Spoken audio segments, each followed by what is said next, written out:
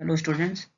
तो आज की हम वीडियो में बात करने जा रहे हैं कि अगर हमारे पास कोई नंबर ऑफ चार्ज पार्टिकल्स हैं, उनकी वजह से अगर किसी पॉइंट पर हम चार्ज निकालें तो क्या होगा। और अगर हमारे पास इलेक्ट्रिक डाइपोल दे रखा है, पोटेंशियल की हम बात नहीं कर रहे हैं अभी हम इलेक्ट्रिक फील्ड की ही बात कर रहे हैं। अगर हमारे पास एक इलेक्ट्रिक डाइपोल दे रखा है तो उसकी वजह से इलेक्ट्रिक फील्ड की वैल्यू कितनी होगी, किस इक्वेटोरियल पॉइंट पे निकालेंगे तो कितनी आएगी, एक्सियल लाइन पे निकालेंगे तो कितनी आएगी। तो चलिए स्टार्ट करते हैं। तो जैसा कि यहाँ पर है, जो हमने पहले सुपरपोजिशन प्रिंसिपल पढ़ा है सेम वही लगाएंगे। जो बोल्ड लेटर हैं इनका मतलब है कि ये हमारा वेक्टर क्वांटिटी है। ये स्टैंडर्ड नोटेशन है जो प्रेजेंट हम यूज कर रहे हैं वेक्टर को शो करने के लिए। और जो डायग्राम दिया गया है ये एनसीईआरटी बुक से लिया है मैंने। तो डायग्राम में हमें बताया गया है कि हमारे पास ये चार्ज पार्टिकल हैं, ये Q1 है, ये हमारा Q1 है, ये Q2 है, ये हमारा Q3 चार्ज पार्टिकल है और ये हमारा Q4 चार्ज पार्टिकल है। अब इन सभी की वजह से हमें इस पॉइंट पर हमें इलेक्ट्रिक फील्ड की वैल्यू निकालनी है।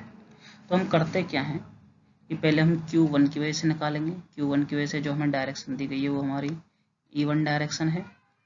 Q2 की वजह से निकालेंगे तो ये हमारी E2 हो गई डायरेक्शन। इसके बाद Q3 की वजह से निकालेंगे तो ये हमारी डायरेक्शन इधर दी गई है और Q4 की वजह से डायरेक्शन हमारी इधर दी गई है।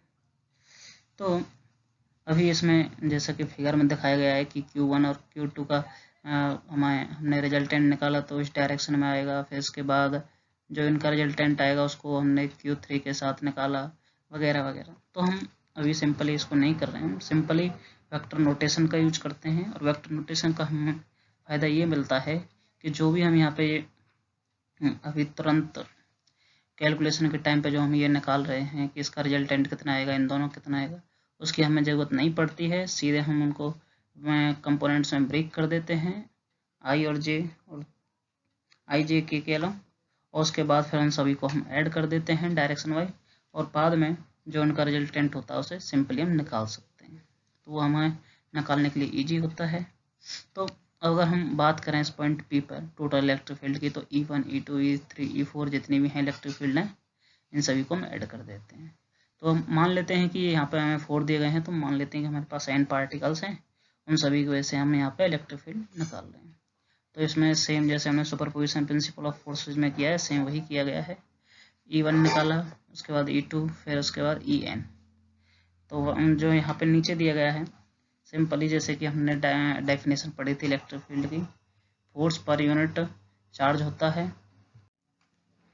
सो स्टूडेंट्स, जैसा कि हमने पहले पढ़ा था सुपरपोजिशन प्रिंसिपल में, और इलेक्ट्रिक फील्ड की जो हमने डेफिनेशन पढ़ी थी फोर्स अपॉन में चार्ज होता है, तो हम यहाँ पे क्यू नॉट चार्ज मान लेते हैं। अगर ना माने, अगर सीधे सिंपली हम करना चाहें तो उसका जो फॉर्मूला आता है वो होता है के की वैल्यू होती है 1/4πε0, जो हमारा कांस्टेंट होता है, इनटू में चार्ज अपॉन में डिस्टेंस स्क्वायर।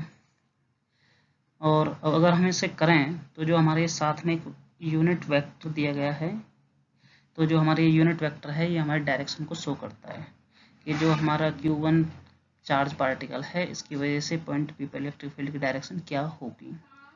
तो यही हमने 2 के लिए निकाला, 3 के लिए, 4 के लिए, और ऐसे सभी को हमने n तक चार्ज पार्टिकल को ऐड कर दिया। सो अभी हम जो काम कर रहे हैं यहाँ पर वो सिंपली हमारा फॉर्मूले को जनरलाइज करने का है। तो इसको हमने समेशन के फॉर्म में लिख दिया है जो हमारा ये दिया गया है। तो यहाँ पर हमें बताया गया है कि अगर हम जो ये हमारा 1, 2, 3 n तक जो हमारा है नंबर्स हैं, अगर हम इनको i से रिप्लेस कर दें, और अगर हम i की वैल्यू देखें तो ये हमारी 1 से स्टार्ट हो रही है और n तक जा रही है, क्योंकि जो हमारे चार्ज पार्टिकल हैं ये बात हम एज्यूम करके चल रहे हैं कि वो हमारे 1 से लेकर के और n तक हैं। तो हमने n तक उसे समेशन कर दिया। इसके बाद जो हमारा फॉर्मूला बचता है एट लास्ट वो हमारा ये बचा रह जाएगा। तो स्टूडेंट, आई होप कितने आपको समझ में आया होगा, और इसके अलावा अगर कोई क्वेश्चन हो तो कमेंट बॉक्स में ज़रूर लिखें। सो नेक्स्ट थिंग जो हम बात कर रहे थे, कल भी हमने बात की थी डाइपोल की। तो डाइपोल को बताया था कि हमारे 2 चार्ज पार्टिकल होते हैं, जैसा कि यहाँ पे दिखाया गया है, एक -q है, एक +q है। दोनों का मैग्नीट्यूड सेम होता है और दोनों के बीच के सेपरेशन है स्मॉल होती है 2l। 12 से हम इसे शो कर रहे हैं। और अगर आप अलग अलग बुक पढ़ोगे तो जरूरी नहीं है कि आपको हमेशा 12 ही मिले, डिस्टेंस कुछ भी हो सकती है।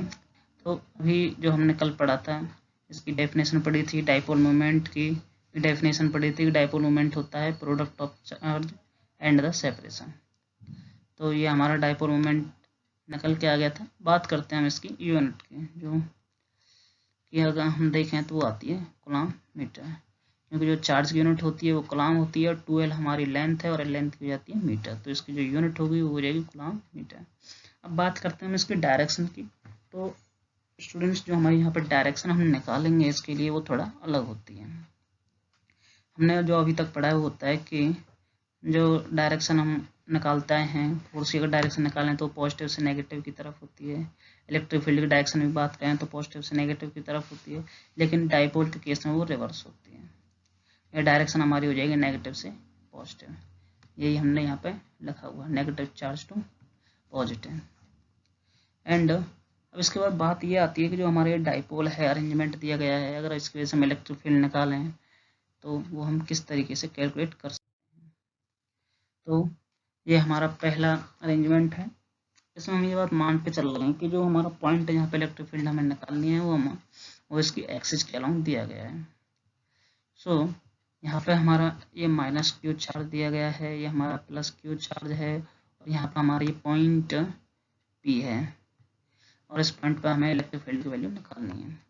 और सेंटर से इस पॉइंट पी की जो सेपरेशन है वो हमारी आर दे रखी है, और डाइपोल की लेंथ हमने यहाँ पे 2a मान ली है, जो कि हम मोस्टली हम एज्यूम करके चलते हैं और हर जगह वो हमें दी जाती है। मोस्टली 2a मानते हैं, और डिपेंड करता है कि अगर 2a की जगह कोई और वैल्यू दे रखी है तो वो भी हम एज्यूम कर सकते हैं।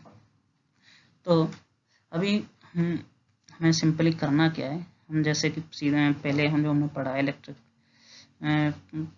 फील्ड के बारे में, कि अगर हमें इलेक्ट्रिक फील्ड किसी पॉइंट पर निकालनी है तो Q1 की वजह से निकालो, Q2 की वजह से निकालो, फिर हम सबको वेक्टर सम कर देते हैं। तो वेक्टर सम में एक बात हमेशा याद रखी जाती है कि अगर हम फॉरवर्ड डायरेक्शन को अगर पॉजिटिव मान रहे हैं तो बैकवर्ड डायरेक्शन हमारी नेगेटिव हो जाती है। आई होप कि इतना आप लोगों को पता होगा। तो अगर हम ई पॉजिटिव, इसका मतलब ये है कि जो हम पॉजिटिव चार्ज है, अगर हम इसकी वजह से इलेक्ट्रिक फील्ड निकालें पॉइंट पी पर, तो इसकी डायरेक्शन हो जाएगी आगे की तरफ, और अगर हम माइनस क्यू की चार्ज की वजह से निकालें तो ये हो जाएगी नेगेटिव चार्ज की तरफ।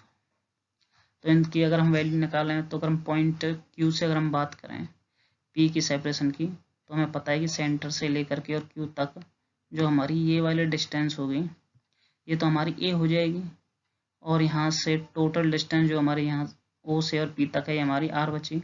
तो सिंपली जो हमारी ये रिमेनिंग डिस्टेंस है जो हमारी बची रह जाएगी, जो हमें कैलकुलेट करनी है, मीन्स ये वाली डिस्टेंस ये हमारी आर माइनस में ए के इक्वल हो जाएगी।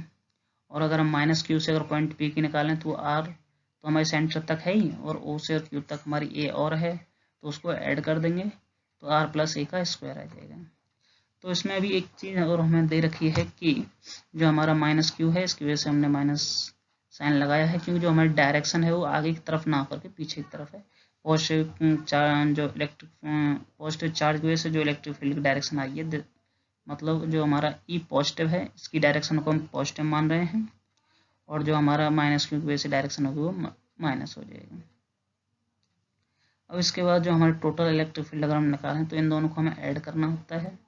तो ऐड करने के लिए जो हमारा पॉजिटिव है ये हम एक आगे की तरफ ले जाएगी, इलेक्ट्रिक फील्ड को हम फॉरवर्ड डायरेक्शन में इंक्रीज करेगा, और माइनस की वजह से वो बैकवर्ड डायरेक्शन में होगा। अगर हम टोटल स्ट्रेंथ अगर हम निकालने की बात करें तो इन दोनों को हम ऐड कर देते हैं। ऐड करने के लिए वेक्टर सम का यूज करते हैं। तो ऊपर वाला जो हमारा ई पॉजिटिव है इसमें से ई नेगेटिव को अगर हम ऐड करें तो जो हमारा ये प्लस साइन है ये हमारा माइनस से रिप्लेस हो जाता है। सॉल्व करने पर हमें ये वाला फॉर्मूला मिलता है। और इतना आप लोगों को पता ही है कि जो हमारी ये वैल्यू दी गई है Q2A ये हमारी P के बराबर होती है। P हमारा होता है डाइपोल मोमेंट। इसके अलावा अगर हम मान लें कि जो हमारे पॉइंट P है अगर हमारा बहुत दूर है, इतना दूर है कि जो हमारा A है जो इसकी सेंटर से और किसी पॉइंट तक की डिस्टेंस है डाइपोल की, या फिर हाफ लेंथ के डाइपोल की, उससे बहुत ज़्यादा है, तो जो ये नीचे वाली टर्म है ये हमारी हो जाएगी आर स्क्वायर ब्रैकेट वाली, जो ये वाली टर्म है ये आर स्क्वायर हो जाएगी। और अगर हम इसका भी स्क्वायर करेंगे तो आर की पावर 4 होगी, और 4 है और ऊपर पावर एक और है, तो उससे अगर हम कैंसिल करें तो सिंपली बची रहती है हमारे पास आर की पावर 3। और सिंपली अगर हम कहें तो ये कह सकते हैं कि अगर हमारा चार्ज, अगर हमारे पास कोई डाइपोल दे रखा है उसकी वजह से अगर हमें किसी फार पॉइंट पर अगर इलेक्ट्रिक फील्ड निकालनी है अलोंग द एक्सिस, तो वो हमारी इन्वर्सली प्रोपोर्शनल होती है आर क्यूब के। नेक्स्ट हम बात करते हैं इक्वेटोरियल पॉइंट की। तो इक्वेटोरियल पॉइंट पर भी हमें सेम वही काम करना है कि पहले क्यू की प्लस पॉजिटिव चार्ज की वजह से इलेक्ट्रिक फील्ड निकालनी है, फिर माइनस क्यू की वजह से निकालनी है, और उन दोनों का फिर यहाँ पे वेक्टर सम कर देना है। तो यहाँ पे पहले हमारी ई पॉजिटिव वजह से निकाली गई है और ई नेगेटिव की वजह से निकाली गई है। तो यहाँ पे आप लोग देख सकते हो कि जो हमारा जो अरेंजमेंट हमें दिया गया है उसमें हमें गिवन है कि जो हमारा डाइपोल है, डाइपोल की लेंथ 2a है और पॉइंट क्यू की डिस्टेंस पॉइंट ओ से, दिस मीन्स ये वाली, ये हमें आर दी गई है। तो अगर हम निकालना चाहें, अगर हम देखें तो जो हमारा ये वाला एंगल होगा ये हमारा राइट एंगल हो जाएगा।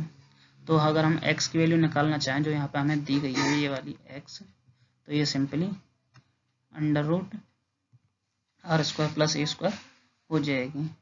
और सिंपली अगर हम यहाँ पे अगर निकालें तो दोनों को अगर देखें तो इन दोनों के बीच में जो ये एंगल होगा ये हमें मालूम होना चाहिए, तभी हम यहाँ पे वेक्टर सम इनका निकाल सकते हैं। रिजल्टेंट निकालने के लिए वही फॉर्मूला यूज करना है, r square is equal to a square plus b square plus 2ab cos theta. और यहाँ पर हमें एंगल नहीं पता है तो हम ये बात मान लेते हैं कि जो हमारा ये वाला एंगल है ये दिया गया है ये थीटा है, और थीटा के हिसाब से अगर हम इसे कैलकुलेट करें तो जो नीचे वाला एंगल है ये भी हमारा थीटा हो जाएगा, और जो ऊपर वाला एंगल है ये भी हमारा थीटा हो जाएगा। क्योंकि स्टूडेंट आपको पता है ये एक्स है और ये एक्स है और ये ए है और ये ए है, तो जो ये दोनों ट्रायंगल हैं हमारे ये वाला और ये वाला, ये दोनों एक दूसरे के साथ सिमिलर भी होंगे और कॉन्ग्रेंट भी होंगे, और इनमें हमें पता है कि अगर हम टोटल ट्रायंगल की बात करें क्यू माइनस क्यू और प्लस क्यू की, तो इसमें दो साइड जब इक्वल होती हैं तो उनके आमने सामने जो एंगल होते हैं वो भी इक्वल होते हैं। और तो ये हमारा एंगल ऊपर वाला थीटा है, नीचे वाला भी थीटा है। अगर हम देखें तो जो हमारा पॉजिटिव है ये वाला, इसकी वजह से जो कॉस थीटा कंपोनेंट है वो इस आर की डायरेक्शन में हो जाएगा, और जो ये नेगेटिव है इसकी वजह से जो हमारा कॉस वाला कंपोनेंट है वो इसकी डायरेक्शन में हो जाएगा। लेकिन जो साइन वाला कंपोनेंट है नेगेटिव चार्ज का वो हमारा नीचे की तरफ हो जाएगा इसके अलोंग, जो दूसरा है उसका हो जाएगा इधर ऊपर की तरफ। अब हमें पता है कि जो दोनों का मैग्नीट्यूड है वो हमारा सेम रहेगा, क्योंकि चार्ज सेम है, जो हमारी सेपरेशन है एक्स है वो सेम है, थीटा सेम है, तो इसका मतलब कॉस थीटा वाला जो कंपोनेंट है एक दूसरे के अपोजिट है, तो एक दूसरे को कैंसिल आउट कर लेंगे। तो टोटल इलेक्ट्रिक फील्ड जो हमारी होगी वो इसके अलोंग हो जाएगी, और जो कि हमें दी जाएगी ई का पॉजिटिव कॉस थीटा और ई का नेगेटिव कॉस थीटा। अब इसके बाद हमारा काम बचता है कि अगर हम देखें तो ई पॉजिटिव और ई नेगेटिव दोनों सेम है, तो इसको हम लिख सकते हैं 2e cos थीटा।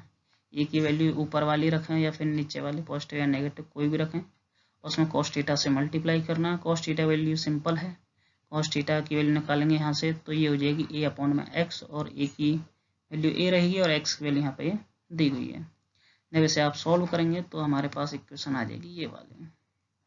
और इतना फिर आपको पता ही है कि q इंटू 2a की जो हमारी वैल्यू आती है टोटल, वो हमारी डाइपोल मोमेंट के इक्वल होती है।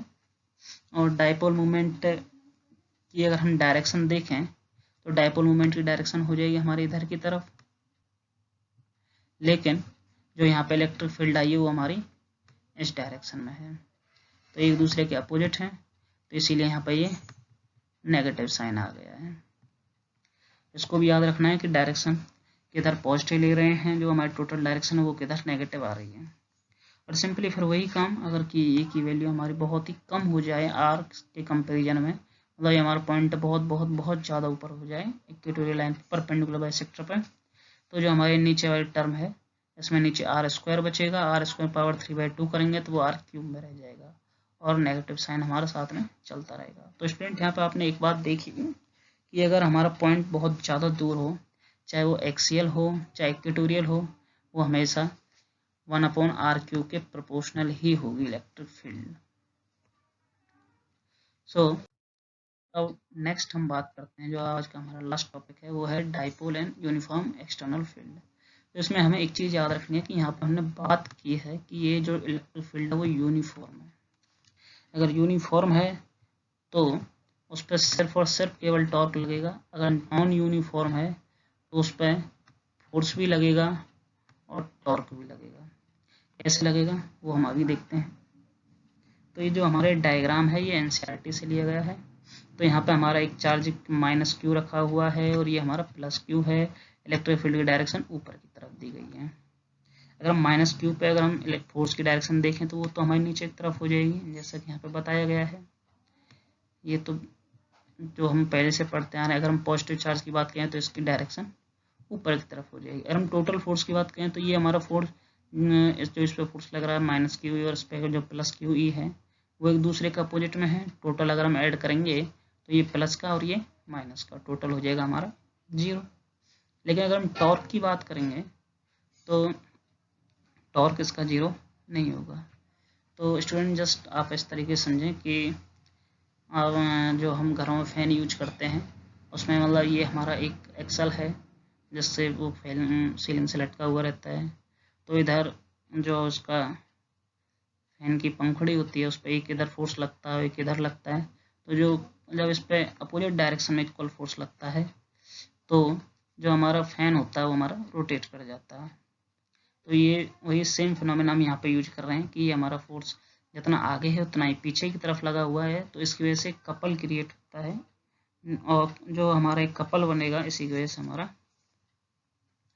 टॉर्क जनरेट होता है और टॉर्क की वजह से जो ये डाइपोल है ये हमारा रोटेट हो जाता है। और जब हम टॉर्क की वैल्यू निकालते हैं वो होती है हमारी फोर्स इनटू में परपेंडिकुलर डिस्टेंस। तो फोर्स हमें पता है कि QE काम कर रहा है और परपेंडिकुलर डिस्टेंस की बात करें तो यहाँ से लेकर के और यहाँ तक की जो हमारी ये सेपरेशन है जो ये मैंने शो किया है यहाँ से, एक बार मैं इसे मिटा के दोबारा बना देता हूँ।